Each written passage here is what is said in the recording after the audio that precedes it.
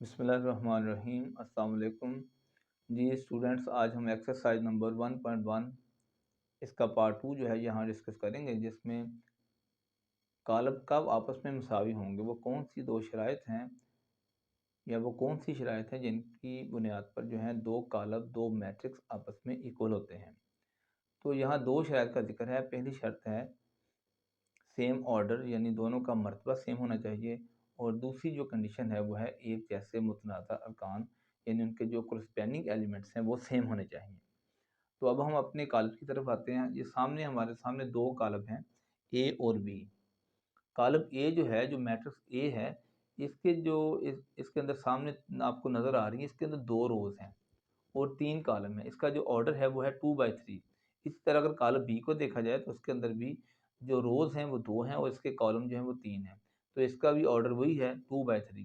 तो इस तरह ये ए और बी दोनों मैट्रिक्स जो हैं ये पहली कंडीशन को क्लियर कर लेते हैं, यानी इन दोनों का जो ऑर्डर है वो सेम है। ऑर्डर जो है वो सेम है। जब पहली कंडीशन क्लियर होगी तो फिर हम जाके दूसरी कंडीशन के बारे में देखेंगे। अब दूसरी कंडीशन क्या है कि आया कि इनके जो मुतनाज़रा अरकान हैं, इनके जो करस्पेंडिंग एलिमेंट्स हैं, क्या है वो सेम है सारे। तो बी जो ए है, ए की जो पहली रो है, उसकी पहली रो का पहला एलिमेंट है 2 और बी का भी 2 है। और फिर ए का देखें, ए का सेकंड एलिमेंट 3 है, बी का भी 3 है। और ए का थर्ड एलिमेंट जो है वो 1 है और बी का भी 1 है। इसी तरह हम दोनों की सेकंड रो चेक करेंगे। ए की भी सेकंड रो, कॉलम ए की भी सेकंड रो और बी की भी सेकंड रो। तो ए की जो सेकंड रो है उसका जो पहला एलिमेंट है वो 4 है, उसका भी 4 है।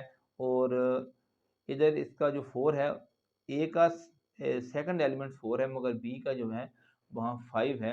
यहाँ चेंजिंग आ गई, तब्दीली आ गई, फ़र्क आ गया यहाँ। ये जो फ़र्क है, इस तरह ये दूसरी कंडीशन जो है ये क्लियर नहीं होती। तो यहाँ ये हमारे ए और बी जो दो कॉलम हैं, इनके अंदर दोनों शराइत का पूरा होना ज़रूरी था। पहली शर्त इन्होंने पूरी की है, सेम ऑर्डर, इनके ऑर्डर सेम है, मगर इनकी जो दूसरी कंडीशन है कि इनके तमाम अरकान जो हैं वो मुतनाज़ अरकान जो हैं वो एक जैसे होने चाहिए थे, मगर नहीं है। तो लिहाजा हम कहेंगे ए और बी इज़ नॉट इक्वल, यानी ए और बी इक्वल नहीं है। ठीक है, A is not equal to B. कालबों के मसावी होने के लिए दो शराइत का होना बहुत ज़रूरी है कि दोनों कालब के पहले ऑर्डर चेक करेंगे। अगर दोनों के ऑर्डर सेम है तो उसके बाद फिर हम इसकी दूसरी कंडीशन चेक करेंगे कि इनके जो मुतनाज़ा अरकान हैं, इनके कोरेस्पेंडिंग एलिमेंट्स हैं, आमने-सामने के जो एलिमेंट्स हैं, क्या वो आपस में मैच करते हैं? अगर वो मैच करते हैं, तो फिर दोनों शराइत पूरी हो जाती हैं और दोनों कालब आपस में मुसावी होंगे। अगर उनमें से कोई एक एलिमेंट भी आपस में मैच नहीं करता, तो ये कालब जो है आपस में मुसावी नहीं होंगे। तो अब हम अपनी एक्सरसाइज़ की तरफ आते हैं। जी, अब हम अपने सवालात की तरफ आते हैं। तो ये एक्सरसाइज़ के अंदर जो कुछ सवालात दिए हुए हैं, मैंने उनको सॉल्व कर दिया है। उसने मिक्स दिया हुआ है ए बी सी डी आई। तो मैंने देखा कि ए और सी जो हैं ये आपस में दोनों इक्वल हैं। आप देख रहे हैं कॉलम ए की जो वैल्यू है और कॉलम सी की वैल्यू है। सी में 5 माइनस 2 लिखा हुआ है, 5 माइनस 2, तो 5 माइनस 2 और 3 के इक्वल है। तो ए और सी के जो एलिमेंट सेम है, मगर इनके नीचे देखें और पहले इनके देखें ऑर्डर सेम है। ए और सी का ऑर्डर है 1/1, ए का ऑर्डर 1/1 है और सी का भी 1/1 है। तो और पहली कंडीशन मैंने लिखी हुई दोनों सबके सबके नीचे लिखी है, सबकी लिखी है पहली कंडीशन। हम पहली कंडीशन तो देख रहे हैं कि 1/1 सबकी सेम है, बस एलिमेंट चेक करने हैं। ए का एलिमेंट जो है वो 3 है और सी का भी 5 में से अगर 2 माइनस करें तो 3 आता है। तो इस तरह ऑर्डर वाली जो है, सेम ऑर्डर वाली कंडीशन भी इसकी क्लियर है और इसके एलिमेंट की जो है मुतनाज़ा अरकान की कंडीशन वो भी क्लियर है। तो लिहाजा ए और सी आपस में इक्वल है। इसी तरह अगर बी और आई को देखें तो बी की एक रो है, आई की भी एक ही रो है और बी के भी 2 कॉलम है, उसके भी 2, यानी ऑर्डर सेम है दोनों के। बी का ऑर्डर है 1/2 और आई का ऑर्डर है 1/2। दोनों के जब ऑर्डर सेम है तो अब इनके एलिमेंट चेक करने हैं। तो बी का पहला एलिमेंट 3 है, उसका भी 3 है और बी का सेकंड एलिमेंट जो है वो 5 है और उसको उसने लिखा है 3 + 2 की फॉर्म में, यानी वो भी इक्वल टू 5 है। तो इस तरह बी इज़ इक्वल टू आई, ये दोनों आपस में इक्वल हैं क्योंकि इन दोनों के ऑर्डर भी सेम है और इनके एलिमेंट भी सेम है। आगे चलते हैं। आगे हमारे पास है एफ और जी। एफ के जो एफ का जो ऑर्डर है वो है 2/1 और जी का ऑर्डर भी वही है 2/1। तो दोनों कॉलम जो हैं अपनी फर्स्ट कंडीशन जो है वो क्लियर कर रहे हैं। तो हम इनके एलिमेंट चेक करेंगे। तो एफ का जो पहला एलिमेंट 2 है और जी का लिखा है 3 - 1, वो भी 2 के इक्वल है। और जो एफ का सेकंड एलिमेंट है वो 6 है, और जी का उसने लिखा है 3 + 3 वो भी इक्वल टू 6 है। इस तरह एफ और जी दोनों आपस में इक्वल हैं, दोनों के ऑर्डर भी सेम है और दोनों के मुतनाज़ा अरकान जो है वो भी सेम है। इस तरह दोबारा देखेंगे, ए और सी के अरकान सेम है, ऑर्डर सेम है, और बी और आई के अंदर ऑर्डर भी सेम है, अरकान भी सेम है। इसी तरह एफ और जी में देखेंगे तो इनके ऑर्डर भी सेम है और इनके अरकान भी सेम है। लिहाजा हम कह सकते हैं एफ और जी, तो यानी दो कॉलम, कोई से दो कॉलम या दो से ज़्यादा कॉलम आपस में उस वक्त इक्वल होते हैं जब वो दोनों कंडीशन को क्लियर करते हैं। पहली कंडीशन क्या है कि उनका ऑर्डर सेम होने चाहिए दोनों के, उसके बाद उनके जो मुतलका आमने सामने के मुतनाज़ा एलिमेंट्स हैं वो भी सेम होने चाहिए। जी, इसके बाकी सवालों की तरफ आते हैं। जी, तो अब हम आते हैं, ये एक सवाल और उसने दिया हुआ है इसी एक्सरसाइज के अंदर कि ई, एच और जे तीन उसने मैट्रिक्स दिए हुए हैं, तीनों की वैल्यूज़ भी दी हुई हैं साथ, और वो कहता है कि चेक करें कि ई, एच और जी क्या आपस में इक्वल हैं कि नहीं। तो इसके लिए हमने सबसे पहले इन सब के ऑर्डर निकाले। ई का ऑर्डर है 2/2, एच का है 2/2 और जे का 2/2। तो तीनों की यानी तीनों का ऑर्डर सेम है, तीनों का ऑर्डर जो है वो सेम है। अब इनके एलिमेंट्स चेक करने हैं।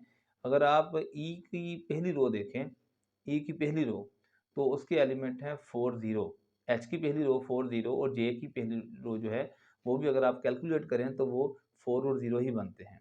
अगर ई के अंदर आ जाए दोबारा वापस, ई की जो सेकंड रो है उसके एलिमेंट है 6 और 2, और एच के भी 6 और 2 है, और जे के चेक करें तो वो भी 6 और 2 ही बनते हैं अगर कैलकुलेट करें।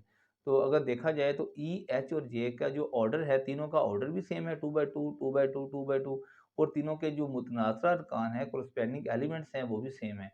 तो लिहाजा हम कह सकते हैं कि ई, एच और जे आपस में इक्वल है। Matrix E is equal to H और इज इक्वल टू जे, तो ये तीनों आपस में इक्वल है। तो ये वाज़े क्लियर हो गया कि कोई भी मैट्रिक्स जो है आपस में है, कोई से दो हो या तीन हो, मैट्रिक्स आपस में उस वक़्त इक्वल होते हैं जब उनके मुतनाज़ा अरकान और ऑर्डर सेम हो। तो सबसे पहले ऑर्डर चेक करने हैं, उसके बाद उनके मुतनाज़ा अरकान चेक करने हैं। Find the values of A, B, C and D in the following equal matrix. ये दोनों मैट्रिक्स उसने यहाँ इक्वल का साइन दिया हुआ है, वो कहता है कि ये दोनों अगर इक्वल हैं तो इसमें A B C D, A B C और डी की वैल्यू है वो फाइंड करें। तो सबसे पहले हमने इनकी तरतीब ढूंढनी को, कोई ऐसी तरतीब हो जिससे आसानी पैदा हो। तो यहाँ मैं स्टूडेंट्स को ये तरतीब बताता हूँ अक्सर कि सबसे पहले हम ये कॉर्नर हल करेंगे, ये वाला, ठीक है, उसके बाद ये हल करेंगे, उसके बाद इसको हल करेंगे, उसके बाद एंड पे हम डी वाले को हल करेंगे। तो इस तरह ये एक दूसरे को वैल्यूज जो है वो प्रोवाइड करते रहेंगे। c-1 को अगर हम लें, c-1 इज इक्वल टू 3 है, तो यहाँ 1 को अगर आप उधर ले जाएं तो ये प्लस होके हमें c की वैल्यू देता है, c इज इक्वल टू 4 आ जाएगा। इसी तरह हम इधर आ जाते हैं, सेकंड जो इसका है a प्लस सी, तरतीब हमने यही रखनी है। यहाँ से हमने शुरू करना है, यहाँ से पहले इसको हल करना है, फिर इसको हल करना है, फिर इसको, इस तरह ये एक दूसरे को वैल्यूज वो प्रोवाइड करते रहेंगे और सोल्यूशन जो है वो आसान हो जाएगा। तो a प्लस सी जो है, a plus C is equal to, ये बनता है इज इक्वल टू 0 के। तो यहाँ हमारे पास देखें a प्लस सी के अंदर हमें c की वैल्यू की ज़रूरत है, तो ये यहाँ से ये जो इक्वेशन है ये हमें c की वैल्यू प्रोवाइड करेगी। तो a प्लस सी की वैल्यू हमारे पास 4 है, 0 ये 4 जाके माइनस हो जाएगा, और यहाँ a की वैल्यू है हमारे पास -4 आ जाएगी। इसी तरह अब तीसरा पॉइंट ये है, इसको हल करेंगे, a plus 2b, a plus 2b is equal to -7। तो इसके लिए हमें कीमत की जरूरत है, ये a जो है हम इसके अंदर प्रोवाइड कर देंगे। a की वैल्यू हमारे पास -4 है, यहाँ इसकी वैल्यू जब पुट करेंगे तो ये automatically 2b is equal to, ये -4 तो जाके प्लस हो जाएगा, और -7 में से +4 को माइनस कर -3 आता है। 2b इज इक्वल टू, तो यहाँ हमें b चाहिए, b को यहाँ छोड़ें और ये 2 जो है -3 के साथ डिवाइड हो जाएगा। इस तरह b की वैल्यू जो वो निकल आएगी। एंड पे हम आते हैं, इसकी बारी है, 4d -6 is equal to 2d है, 4d - 6 is equal to 2d।